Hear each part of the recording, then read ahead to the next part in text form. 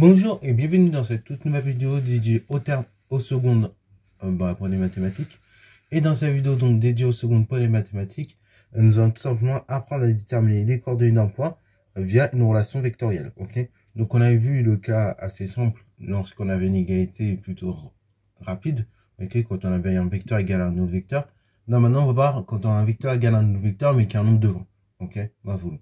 Donc je vais se mettre la vidéo en pause afin de réaliser cet exo et ensuite on va tout simplement corriger.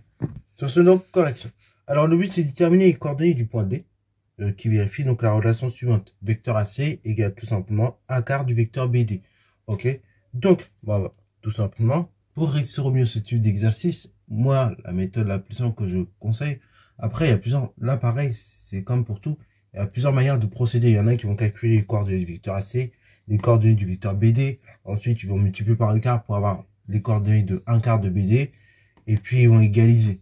Donc c'est tout à fait aussi une démarche possible et abordable, mais après bon, personnellement j'aime bien partir directement de l'égalité. Comme ça on fait moins, ça demande moins de lignes. Mais après vous faites comme vous voulez, si vous préférez faire ça en plusieurs étapes vraiment, et que ça vous paraît plus compréhensible en plusieurs étapes, il n'y a pas de problème, c'est vous qui voyez. Donc on y va. Donc vecteur AC égale un quart du vecteur BD. Et par ailleurs aussi, je profite en même temps que je parle de méthode. En même temps, là la façon dont je vais traiter l'exercice, bien évidemment, je le traite à ma manière. Donc c'est une manière de rédiger. Mais pareil, si vos profs vous a montré une autre manière de rédiger, appliquez toujours la méthode de vos profs, comme ça au moins il est content. Parce qu'il y a des profs qui sont un peu plus fermés et c'est compliqué après.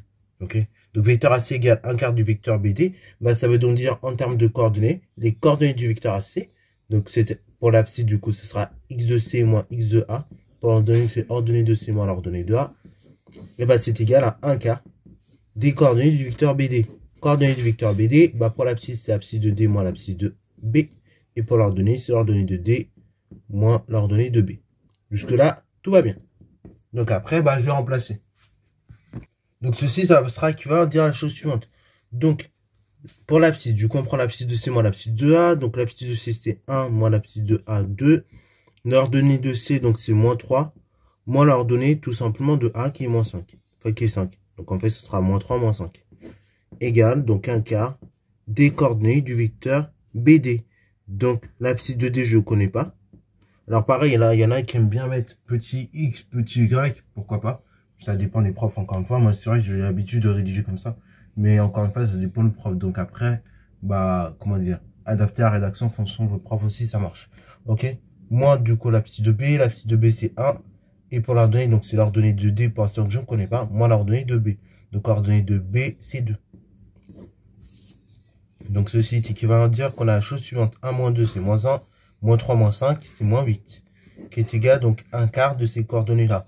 Donc là, l'idéal, ce qui peut être pratique, c'est que j'ai un quart fois une coordonnée. Dans ce cas-là, le un quart, il va multiplier l'abscisse et il va aussi multiplier l'ordonnée. Donc ce sera un quart fois, du coup, entre parenthèses, toute l'abscisse. Donc ce sera fois l'abscisse de D moins 1. Et après, pour l'ordonnée, c'est pareil, un quart fois l'ordonnée de D moins 2.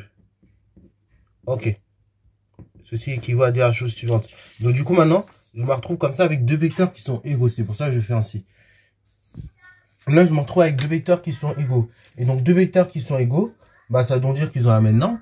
Ils ont tout simplement même direction, même sens. Mais, ça veut aussi dire en termes de coordonnées, ça c'est hyper important que vous ayez ça en tête et que vous ayez bien compris la chose. Ça veut donc dire en termes de coordonnées, si deux vecteurs sont égaux, automatiquement, ça veut donc dire que l'abscisse est égale. Et automatiquement, ça veut donc dire que les ordonnées sont égales. Donc là, maintenant, je vais passer à je vais écrire ce qu'on appelle un système. Donc je vais ouvrir une grosse accolade comme ça. Et donc, je vais dire que moins 1, c'est égal à un quart de l'abscisse de D moins 1. Et moins 8 égale, donc un quart toujours, fois, donc ordonnée de D moins 1. Après, l'étape qui suit, c'est résoudre une équation. Donc là, ceux qui ont un peu d'intuition, pourquoi pas, ça marche aussi.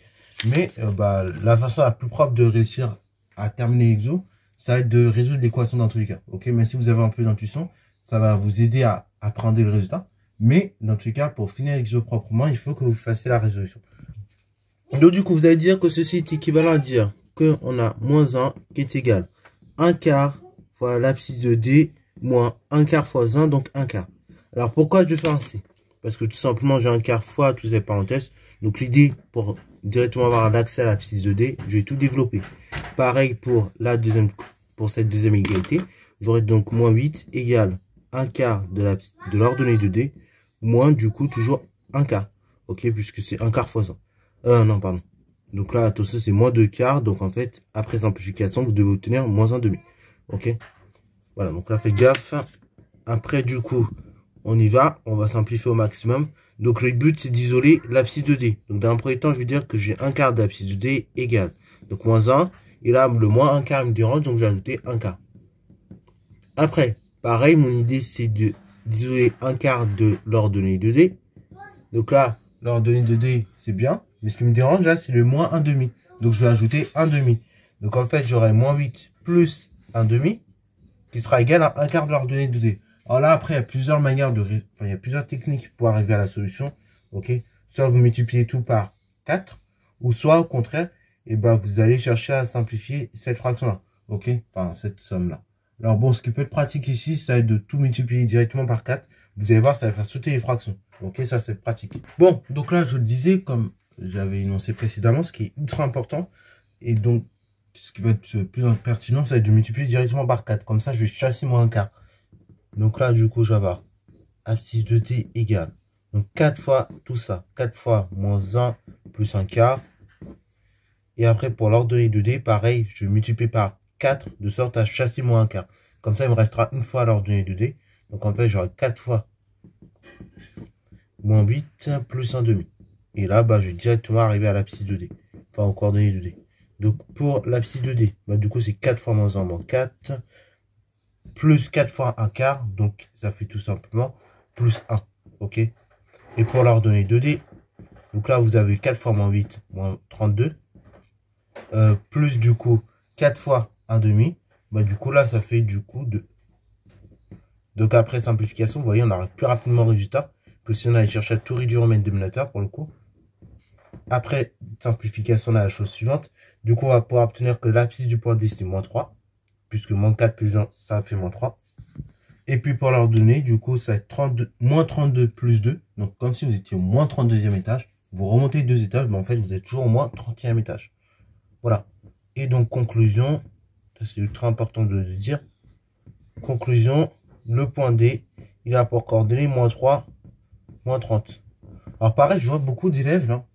Ça, c'est un truc, je croyais avoir suffisamment insisté quand j'avais fait le cours en 5e, mais je vois beaucoup d'élèves maintenant.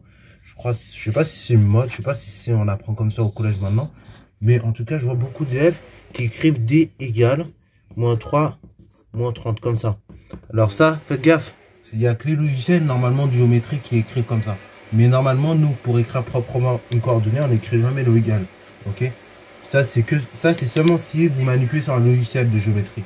Genre GeoGebra. Il va vous donner les coordonnées comme ça avec un égal. Mais nous, de façon pratique, donc quand on fait des maths sur papier, c'est comme ça qu'on doit écrire les coordonnées. Et pas avec le égal. Voilà. Et c'est pareil aussi pour les vecteurs. Il y en a qui aiment bien écrire en ligne. Bon, ça encore, c'est plus ou moins acceptable. Mais il y en a qui écrivent en ligne et en plus avec des égales. Alors là, ça fait doublement mal au cœur. Donc faites gaffe aussi à ces petites erreurs de notation. Parce que c'est vrai, là, de plus en plus, je vois cette erreur-là. Et bon, je me pose la question de pourquoi cette erreur, tout simplement. Donc faites gaffe. Et puis comme ça, vous perdrez moins de points sur les contrôles aussi. Parce que si ça vous fait perdre des points en plus, c'est bête. Voilà, donc sur ce, c'est la fin de cette vidéo. J'espère qu'elle t'a plu. Si c'est le cas, n'hésitez pas à la liker, commenter et bonne histoire en mathématiques et en sciences.